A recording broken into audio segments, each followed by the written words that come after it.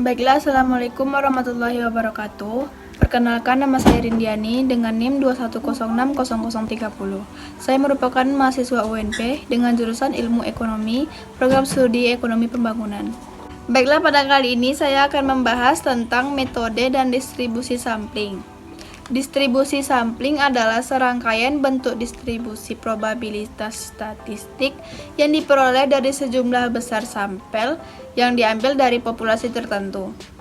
Distribusi sampling dari suatu populasi merupakan distribusi frekuensi dari beragam hasil yang berbeda dan mungkin terjadi untuk statistik populasi.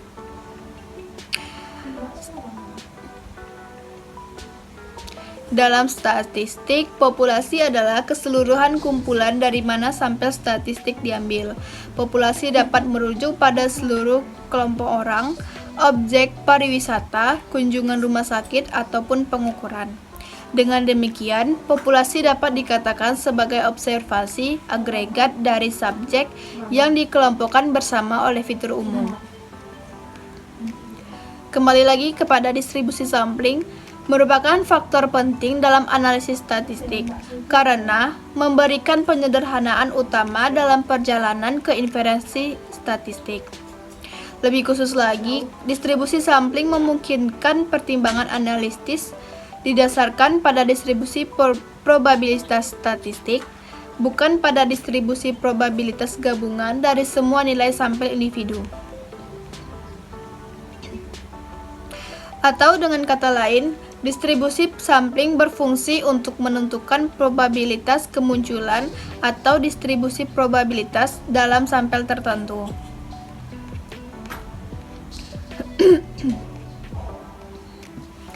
Di sisi lain, penting untuk dicatat bahwa distribusi sampling bersifat teoritis dan peneliti tidak memilih jumlah sampel yang tidak terbatas. Sebaliknya, mereka melakukan pengambilan sampel berulang dari populasi yang lebih besar dan menggunakan teorema batas pusat untuk membangun distribusi sampling.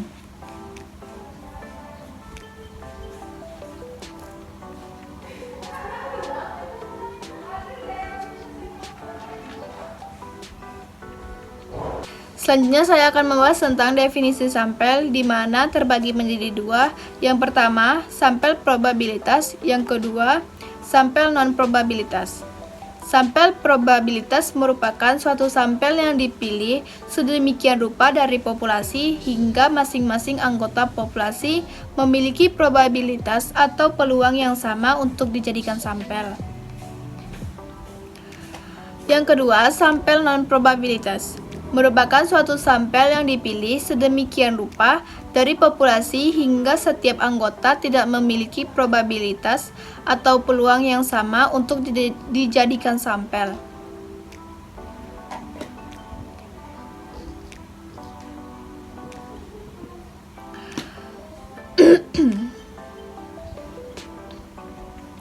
Selanjutnya, metode penarikan sampel. Metode penarikan sampel terbagi menjadi dua lagi. Yang pertama sampel probabilitas dan yang kedua sampel non-probabilitas. Sampel probabilitas terbagi tiga. Yang pertama adalah penarikan sampel acak sederhana. Yang kedua penarikan sampel acak terstruktur. Yang ketiga penarikan sampel kluster.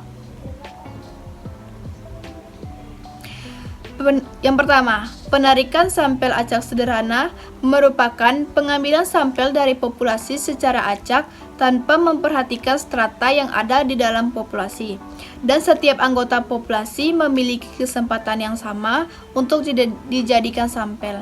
Penarikan acak sederhana terbagi menjadi dua cara. Yang pertama, sistem kocokan atau disebut juga dengan sistem arisan. Yang kedua, menggunakan tabel acak. Menggunakan tabel acak dengan memilih sampel menggunakan suatu tabel.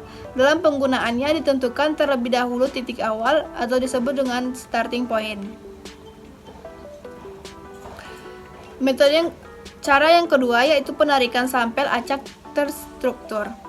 Penarikan sampel acak terstruktur dilakukan dengan membagi anggota populasi dalam beberapa subkelompok yang disebut dengan strata. Lalu, suatu sampel dipilih dari masing-masing stratum.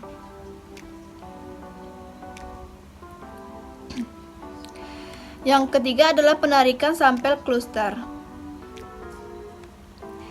Sampel kluster adalah suatu jenis teknik sampling di mana seorang peneliti membagi populasi menjadi beberapa kelompok yang terpisah, disebut dengan cluster.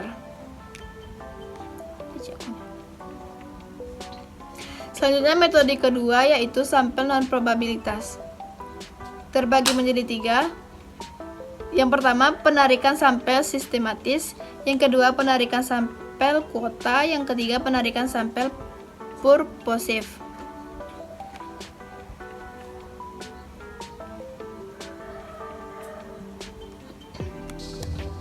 Selanjutnya metode penarikan yang kedua yaitu sampel non-probabilitas. Terdiri menjadi 3 yaitu penarikan sampel sistematis, yang kedua penarikan sampel kuota, dan yang ketiga penarikan sampel purposive.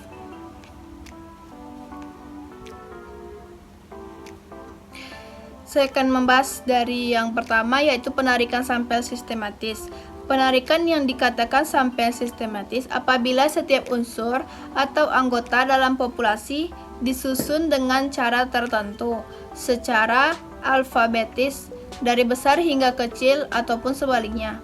Kemudian dipilih dari titik awal secara acak, lalu setiap anggota K dari populasi dipilih sebagai sampel. Yang kedua yaitu penarikan sampel kuota. Pengambilan sampel dari populasi yang memiliki ciri-ciri tertentu sampai jumlah atau kuota yang diinginkan. Tujuan penarikan sampel kuota adalah untuk memperbaiki keterwakilan seluruh komponen dalam populasi. Maksud dari keterwakilan ini supaya seluruh karakteristik dalam populasi dapat terwakili dan tergambarkan dengan baik. Nah, selanjutnya definisi kesalahan penarikan sampel. Kesalahan penarikan sampel merupakan perbedaan antara nilai statistik sampel dengan nilai parameter dari populasi. Baiklah, selanjutnya saya akan membahas tentang definisi kesalahan penarikan sampel. Kesalahan sampel penarikan merupakan perbedaan antara nilai statistik sampel dengan nilai parameter dari populasi. Kesalahan sampel adalah kekeliruan yang disebabkan oleh kenyataan adanya pemeriksaan yang tidak lengkap terhadap populasi.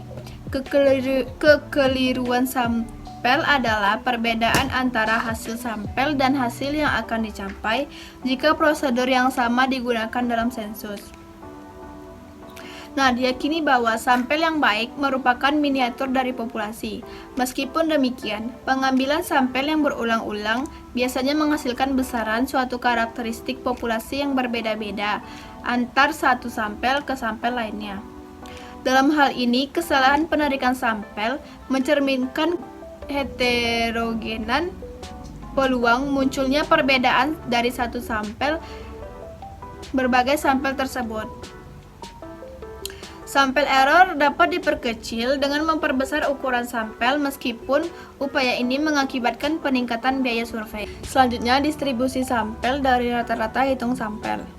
Distribusi sampel rata-rata adalah distribusi dari rata-rata yang diperoleh dari semua sampel yang mungkin dari suatu populasi, di mana ukuran sampelnya tersebut sama besar.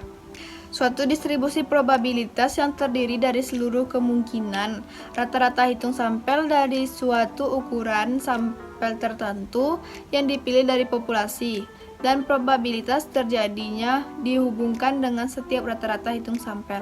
Baiklah, selanjutnya distribusi sampel dari rata-rata hitung sampel dan distribusi sampling proporsi. Suatu distribusi probabilitas yang terdiri dari seluruh kemungkinan rata-rata hitung sampel dari suatu ukuran sampel tertentu yang dipilih dari populasi, dan probabilitas terjadinya dihubungkan dengan setiap rata-rata hitung sampel. Distribusi sampel rata-rata adalah distribusi dari rata-rata yang diperoleh dari semua sampel yang mungkin suatu populasi, di mana ukuran sampelnya tersebut sama besar. Distribusi sampel rata-rata adalah distribusi probabilitas yang berisi daftar semua rata-rata sampel yang mungkin jika kita mengambil sejumlah sampel dari populasi beserta dengan probabilitas setiap rata-rata sampel. Selanjutnya adalah distribusi sampel proporsi, yang mana diperoleh dari semua sampel yang sama besar dan mungkin dari satu populasi.